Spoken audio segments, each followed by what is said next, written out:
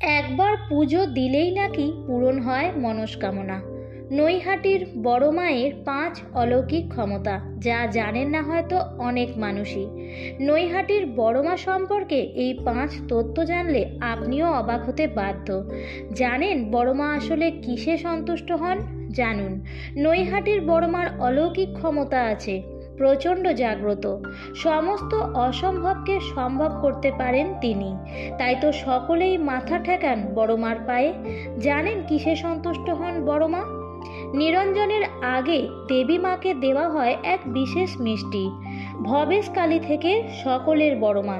নৈহাটির এই বড় মা সম্পর্কে 5টি অজানা তথ্য জানেন না অনেক মানুষই। এই মন্দিরে নাকি একবার পুজো দিলেই মনস্কামনা পূরণ হবেই আপনার। বড় মার নামের সাথে জড়িয়ে রয়েছে হাজারো মানুষের আবেগ।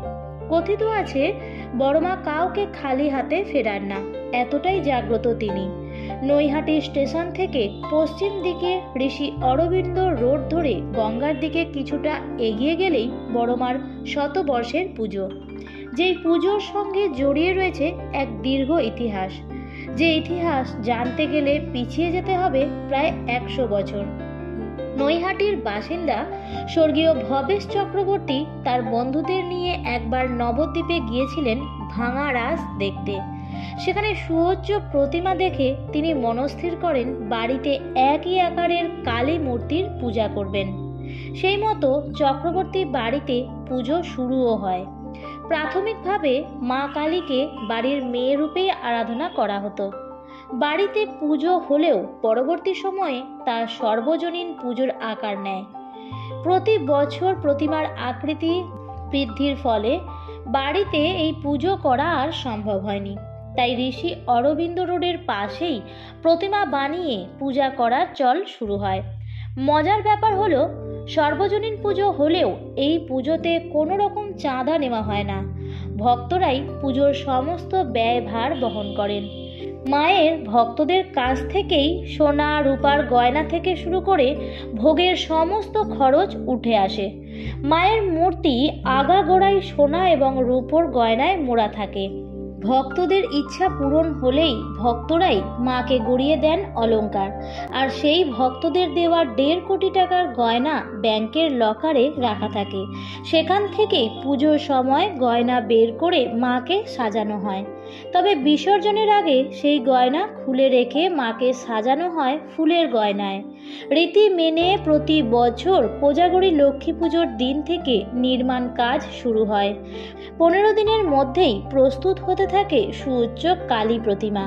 কিন্তু নৈহাটির বড় মার অলৌকিক ক্রিয়াকলাপ তার এই উচ্চতাকেও হার মানায়। আর এই কারণেই প্রতি বছর এই রাজ্য তো বটেই, ভিন রাজ্য থেকে এমনকি ভিন দেশ থেকেও কালী পুজোয় বড় মার পুজোয় যোগ দিতে আসে অসংখ্য ভক্তরা। তবে বিসর্জনের সময় সবার আগে এই বড় মাকেই বিদায় জানানো হয়।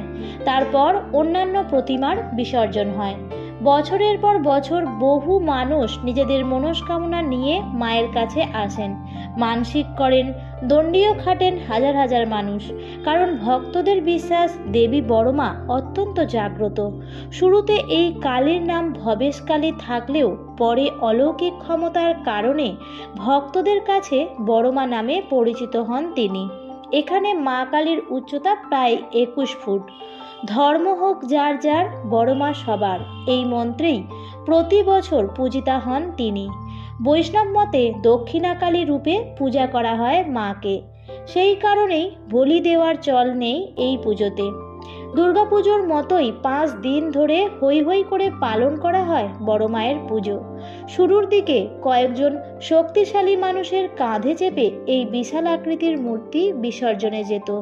পরবর্তীকালে চাকা দেওয়া ঠেলাগাড়িতে করে ঘাটে নিয়ে যাওয়া হয় সবার প্রিয় বড় মাকে। ছলো ছলো চোখে বিদায় জানানো হয় দেবীকে। আবারও অপেক্ষা বছর ভরের। তো বন্ধুরা, ভিডিওটি ভালো লাগলে অবশ্যই লাইক, কমেন্ট এবং শেয়ার করতে ভুলবেন না। আজকের ভিডিওটি এই পর্যন্তই। আবারও দেখা হবে পরবর্তী নতুন কোনো ভিডিওতে।